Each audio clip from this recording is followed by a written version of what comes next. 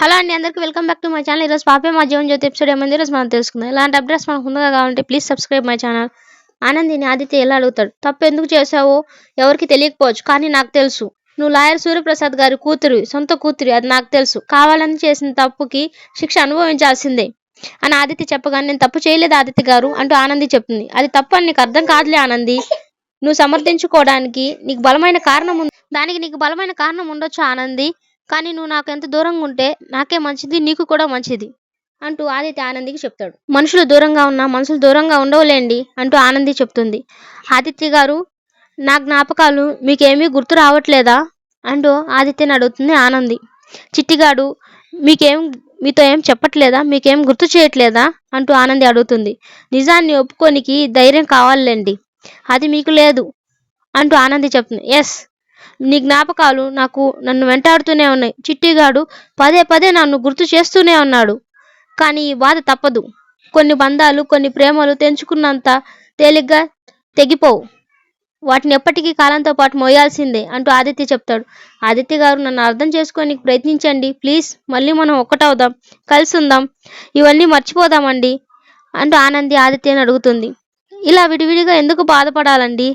మనల్ని మనం అర్థం చేసుకోవాలి, మనం కలిసి బతుకుదామండి. అట్లా అని విడిపోయి వేరొకరితో బతకగలమా అంటే చచ్చిన ఆలోచన రాదండి మనకి. నా మెడలో మీరు కట్టిన తాళి, మీతోనే నా బతుకు. మీరు నాతో లేకపోయినా ఈ తాళిని చూసుకొని నేను బతకాలి. ఈ మంగళసూత్రం నా మెడలో ఉంటే మీరు నా మెడలో ఉన్నట్టే, అంటే నాతో ఉన్నట్టేనండి అంటూ ఆనంది చెప్తుంది ఆదిత్యకు. ఇన్నాళ్ళంటే మనం దూరంగా ఉన్నాము, తర్వాత మన మధ్య దూరం చెరిగిపోయింది, ఇద్దరం ఒకటైనాం. ఇప్పుడు ఆ పెద్దమ్మ చెప్పినట్టు మనం ఇద్దరం కాదు ఆదిత్య గారు, ఒకరమే కదా. నాలో సగం మీరు, మీలో సగం నేను కదండి. అలాంటప్పుడు ఇప్పుడు వేరువేరుగా ఎలా ఉంటామండి? మన ఇద్దరం కలిసి ఉందాం అంటూ ఆనంది ఆదిత్యకి చెప్తుంది. ఒక్కసారి ఆలోచించండి ఆదిత్య గారు, మన ఇద్దరం కలిసి ఉంటే మన కుటుంబాలు కూడా బాగుంటాయి. మన నిర్ణయాలే మన ఆలోచనలు ఆదిత్య గారు. మీ నిర్ణయం మీదే మన జీవితాలు ఆధారపడి ఉంటుంది. అందరి కోసం ఆలోచించండి ఆదిత్య గారు, ఆలోచించి నిర్ణయం తీసుకోండి అంటూ ఆనంది అలా చెప్పేసి అక్కడి నుంచి వెళ్ళిపోతుంది. అలా చెప్పగానే ఆదిత్య ఇంతవరకు వాళ్ళిద్దరి మధ్య జరిగిన మంచి సన్నివేశాలని గుర్తు తెచ్చుకొని అలా ఆలోచిస్తూ ఉండిపోతాడు.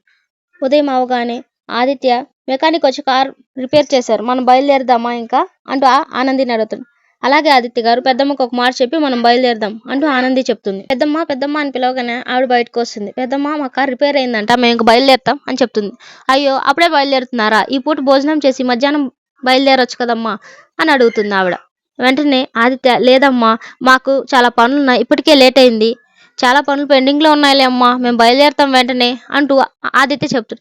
అవునులే, నేనేమన్నా సొంత మనిషినా ఉండండి అని గట్టిగా చెప్పడానికి అంటూ ఆ పెద్దావిడ చెప్తుంది. పరాయి దాన్ని అయితే కాదులే పెద్దమ్మ, ఉండడానికి చోటిచ్చినావు, తినడానికి తిండి పెట్టినావు, అయిన వాళ్ళు లెక్కే చూసుకున్నావులే అంటూ ఆనంది చెప్తుంది. నేనైతే ఎప్పటికీ మర్చిపోలేండి అంటూ ఆనంది చెప్పి, ఏమండి ఇప్పుడు చెప్పండి, మీరు మర్చిపోం కదా మనం అని అడుగుతుంది ఆదిత్య అని. ఆనంది చెప్పిన మాట గుర్తొస్తుంది. మన మధ్య ఏం జరుగుతుందో ఆవిడకి తెలియదు కదండి, ఎందుకు ఆవిడ మధ్య మనం కొట్లాడుతున్నట్టు ఉండాలి, మంచిగా ఉందాం అని చెప్పిన మాట గుర్తొచ్చి, అవును అంతే అంతే ఆనంది అంటూ ఆదిత్య చెప్తాడు. చూసినావు పెద్దమ్మ, మా ఆయన కూడా చెప్పినాడు, మళ్ళీ ఎప్పుడైనా ఒక పాలు వస్తాంలే పెద్దమ్మ, మేము ఇంక బయలుదేరుతాం అంటూ ఆనంది చెప్పి బయలుదేరేస్తుంది. ఆగండి, మిమ్మల్ని ఒట్టి చేతులతో ఎలా పంపిస్తాను అనుకుంటున్నారు? నా సంతోషం కోసం ఏదో ఒకటి ఇస్తాను, ఉండండి, అది మీరు తీసుకోవాల్సిందే, ఇక్కడే ఉండండి, ఇప్పుడే వస్తాను అంటూ ఆవిడ లోపలికి వెళ్తుంది. ఆవిడ వెళ్ళి చీర తీసుకొస్తుంది పెట్టడానికి. అయ్యో పెద్దమ్మ, ఎందుకు ఇప్పుడు ఇవన్నీ అని ఆనంది చెప్తుంది. రుణానుబంధం ఉంటేనే నమ్మ మనుషుల మధ్య బంధాలు ఏర్పడతారు, ఏ బంధం లేకపోతే ఎవరం కలవం కదా. ఏమో మీకు ఏ జన్మలో బంధమో మనకి నీకు. నా ఇంటికి వచ్చి నా ఇంట్లో చేయి కడిగి నా ఇంట్లో నిద్ర చేసి నా రుణం తీర్చుకొని పోతున్నారు, అంతే. మళ్ళీ మనం ఎప్పుడు కలుస్తామో ఏంటో. ఉన్నప్పుడే కదా మనుషులు విలువ తెలుసుకొని వాళ్ళకి చేయాల్సినట్టు చేయాలి. నా దగ్గర ప్రేమ ఉంది, మీకు పంచుతున్నాను అనుకోండి, తీసుకోండి అంటూ ఆవిడ అవి ఇస్తుంది. వాళ్ళిద్దరూ కలిసి ఆశీర్వాదం తీసుకుంటారు. దీర్ఘాయుష్మాన్ భవ, పిల్లాపావులతో హాయిగా ఉండండి అంటూ వాళ్ళని ఆశీర్వదిస్తుంది. బాబు ఆదిత్య చేయి తీసుకుని ఆనంది చేతిలో పెట్టి, ఆనంది చాలా మంచిది, జాగ్రత్తగా చూసుకో అంటూ ఆవిడ చెప్తుంది. చేతిని వదిలిపెట్టకయ్యా, కాటి వరకు మిగిలే బంధం భార్యాభర్తల బంధమే, తాళి కట్టిన ఆలే అని పెద్దలే అంటారు. ఆ మాటలు నిజమేనయ్యా, ఎవరైనా మధ్యలో పోవలసిందే, చివరి వరకు కలిసి ప్రయాణం చేసేది మాత్రం కేవలం భార్య మాత్రమే. అందుకేనయ్యా ఆనంది చెయ్యి ఎప్పుడూ వదలకు అంటూ ఆవిడ చెప్తుంది. సరే ఇక బయలుదేరండి అని ఆవిడ చెప్పగానే, సరే అమ్మా మేము ఇక బయలుదేరేస్తాం అని చెప్పగానే వెంటనే ఇక్కడ ఒక బంధువు ఉందని మాత్రం ఎప్పటికీ మర్చిపోకండి అంటూ చెప్తుంది. సరేనమ్మా అలాగే మేము బయలుదేరుతా అంటూ ఆదిత్య చెప్పి బయలుదేరేసి కార్ దగ్గరికి వస్తూ ఉంటే వాళ్ళిద్దరు చేతిలో చేయి అలాగే పెట్టుకొని వస్తారు. అక్కడ వాళ్ళ అమ్మ ఉంటుంది. అమ్మ నువ్వేంటమ్మా ఇక్కడ అని అడగగానే, కొడుకు జీవితం బాగుండాలంటే ఎక్కడికైనా వస్తాను లేరా, ఆనంది కావాలంటే ఆనంది క్షమాపణ చెప్పి అయినా నేను ఇంటికి తీసుకువస్తానని అప్పుడే చెప్పాను కదా, నువ్వెందుకు నాకు చెప్పలేదు ఆనంది కావాలని, ఇప్పుడు నువ్వు చేసేదేంటి అంటూ సునంద అడుగుతుంది.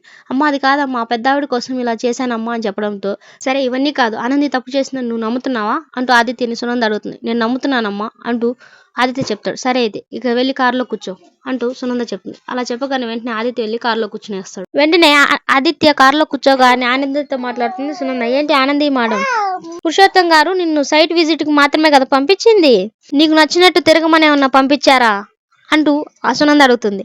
వెంటనే ఆనంది, జరిగింది మీకు తెలియదు అనుకుంటాను అంటూ చెప్తుంది. అవసరం లేదు, నీ నోటితో వినాలని నాకు అస్సలు లేదు, అనుకోను కూడా నేను అసలు వినాలని అంటూ సునంద చెప్తుంది. నువ్వు ఎంత ప్రయత్నించినా మా మధ్యలోకి రావచ్చే గాని మాలోకి రాలేవు, అంటే మా కుటుంబంలోకి తిరిగి రాలేవు. నా కొడుకుని నచ్చజెప్పుకొని కన్విన్స్ చేసి మళ్ళీ మా ఇంటికి కోడలుగా అడుగు పెట్టాలనుకుంటున్నావేమో, అది ఎప్పటికీ జరగని పని, అది ఎప్పటికీ జరగదు కూడా అంటూ సునంద చెప్తుంది. అంతేకాదు మరోసారి ఇలాంటివి కూడా చేయొద్దు అంటూ వార్నింగ్ ఇచ్చేసి అక్కడి నుంచి వెళ్ళిపోతుంది. అత్తయ్య గారు అంటూ ఆనంది పిలవగానే, అత్తయ్య గారు కాదు సునంద, వెంటనే అత్తయ్య గారు కాదు సునంద మేడం అని పిలు, అదే ఇప్పటికి మన ఇద్దరి మధ్య ఉన్న బంధం అంటూ సునంద చెప్పి అక్కడి నుంచి వెళ్ళిపోతుంది. వెంటనే ఆనంది కూడా అక్కడి నుంచి బయలుదేరేస్తారు. జరిగిన అన్ని విషయాల గురించి ఆనంది బాగా ఆలోచిస్తూ ఏడుస్తూ కారులో బయలుదేరి ఇంటికి వెళ్తూ ఉంటుంది. సునంద ఇంటికి రాగానే వస్తువులు పగలగొడుతూ ఉంటుంది. ఏమైంది సునంద అంటూ శశికాంత్ వచ్చి అడుగుతాడు. ఏంటండి ఏమైంది, కొన్ని విషయాలు చేసేటప్పుడు తెలియవు, దాని పర్యవసనాలు అనుభవించేటప్పుడు తెలుస్తుంది అంటూ సునంద చెప్తుంది. దీని గురించి మాట్లాడుతున్నావు సునంద అంటూ శశికాంత్ అడుగుతాడు. ఆనంది మొదటిసారి ఇంట్లో అడుగుపెట్టినప్పుడు ఆదిత్య భార్యగా నేను వద్దన్నాను, కానీ మీరు ఆ రోజు నన్ను కన్విన్స్ చేశారు.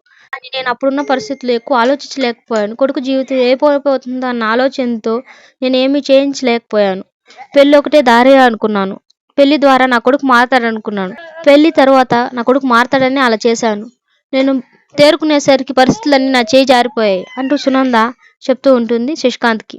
ఆనంది చెట్టు ఇలా చిగురించేలా చేస్తుంది అనుకున్నాను, కానీ చెట్టునే మొదట్లో నరికేసింది అంటూ సునంద చెప్పగానే వెంటనే చైతన్య వచ్చి, చెట్టుని నరికేసిందో చిగురించేలా చేసిందో అందరికీ తెలుసులే అమ్మా అంటూ చైతన్య చెప్తాడు. నువ్వు ఇలాగే చెప్తావులే అంటూ సునంద చెప్తుంది.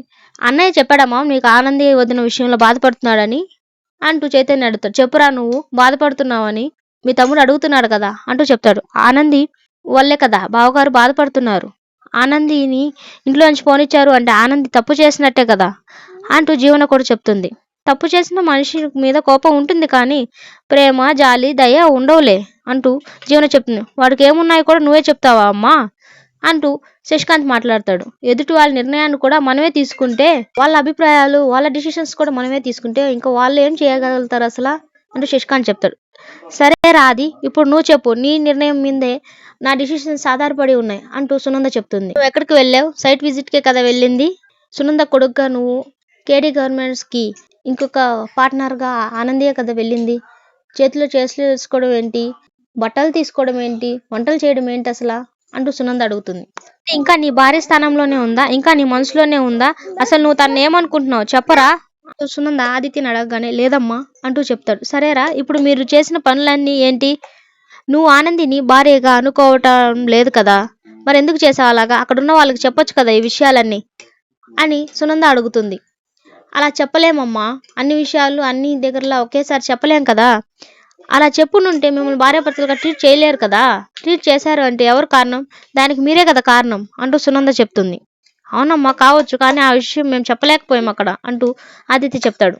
ఎందుకు చెప్పలేకపోయావరా, ఆనంది నీ భార్య కాదని చెప్పునుంటే అక్కడ అలా జరుగుండేది కాదు కదా, చెప్పు అది అని వాళ్ళ అమ్మ అడుగుతుంటే వెంటనే చైతన్య, ఎందుకంటే చెప్పలేడు అన్నయ్య, ఆనంది వదిన అన్నయ్య తాళి కట్టిన భార్య కాబట్టి అంటూ చైతన్య చెప్తాడు.